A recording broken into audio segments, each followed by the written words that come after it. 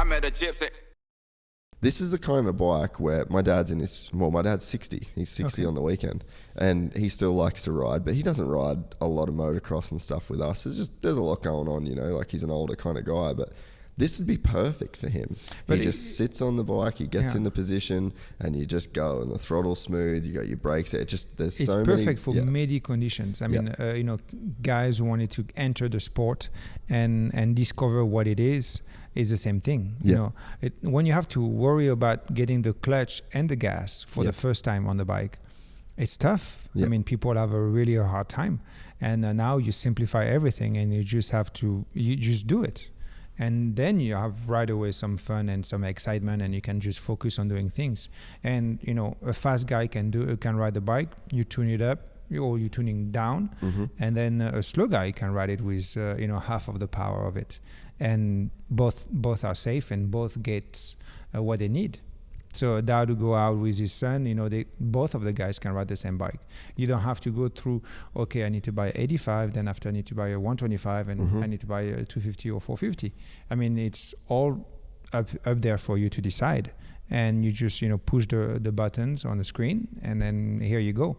And I think it's opened up a lot of doors to a lot of people that today are not into the sport, because it's kind of a little bit difficult to access, and there's a lot of things that you need to think of when you ride. And some of the friends that I know, they are like, no, I don't want to ride because they're going to stall the bike, and the bike is heavy. I mean, it's a lot of things like that. You get on the electric, on the Varg, it's all natural. It's like I think it's even more natural, because it's like if you ride a mountain bike, it's just a big mountain bike that is accessible to do, jumping, triples, going to the whoops, going to fast corners, berm, or whatever. But it's at the end of the day, it's very, very easy. And I think that's a very, very great for people that they will discover the sport again. Oh, I completely agree. I think while we're talking about the motor side of things, there's a couple interesting things that I didn't anticipate with the bike that I think are actually going to kind of end up playing out when the bike's in Supercross and things like that, where I think the bike is actually going to maybe change the way people can ride in Supercross a little bit. So on a conventional bike, when you get your front end goes a little bit low, goes down, and then you rev your bike, it hits the rev limiter. Like that's a sound that we all know. And you limit how far you go. Exactly. So I never thought of this until riding the Varg.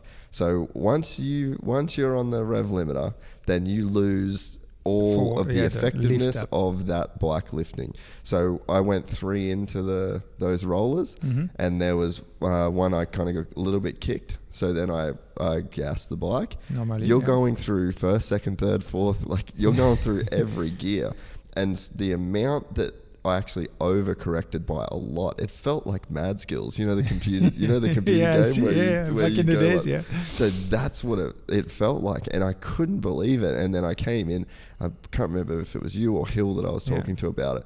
Or probably Paul. Yes, but it was just like, wow, this thing can literally, you could almost be nose down, like very low, and then you correct. It's definitely because when you go into rev panic you're going only to the maximum speed of that gear. Of the gear that you're in. Yeah, and then because it's one gear, and the maximum speed is very, very far. So definitely like just a blip of gas, or if you stay quite a bit on it, it has a lot of correction. Yeah. That's for sure. I actually want to, when I get one, I want to go into a foam pit. And I want to actually kick myself and see how far you can actually do it in the foam pit. I don't want to test it in real life. Don't do it in dirt. But I think people would be shocked. Like it feels like it defies physics in a sense of what we're all so used to, and it's something that it's just not. It's not a selling point. Of a bike, but there's all these little quirks that this bike has that makes you again rethink the relationship between a gas and electric motorcycle. Even for the whipping, when you try to go to a face of a jump. Didn't whip. You didn't. Okay. For next time, when you feel a little bit more comfortable. I mean, it's easy to move the bike around because you don't have the inertia of the engine. So when you go for a whip, it's super easy to get it going and bring it back. And it's the same thing. You're doing it with less effort. And, for me, it's like, okay, when I go back to the gas bike, I'm like, okay, you know, exactly, let's go for it. And that's, I think it's, people really have to ride it, to try it, to really realize what it is. And that's, I think, the next step for us. You know, we offered the possibility to a limited, you know, amount of people to ride it. And in the future, you know, before the bike will come out, a lot more people will be able to ride it. And that's, I think, the important curve of it, because when you get, you know, until you sit on it and you do laps, you cannot realize what it is. And I think that's, you know, the company really understood that is something so new that people want to ride it first.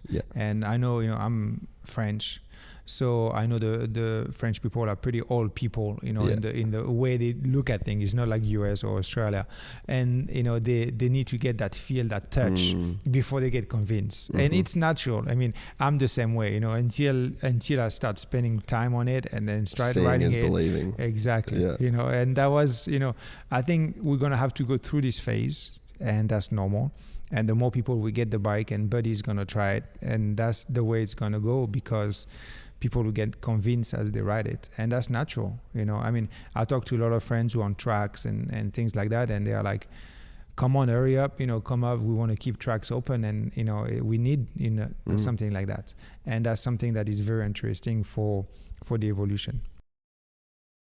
If you enjoyed this content, please like and subscribe. And to listen to the full 3-hour podcast, search Gypsy Tales in your favorite podcast platform or click the link in the description below.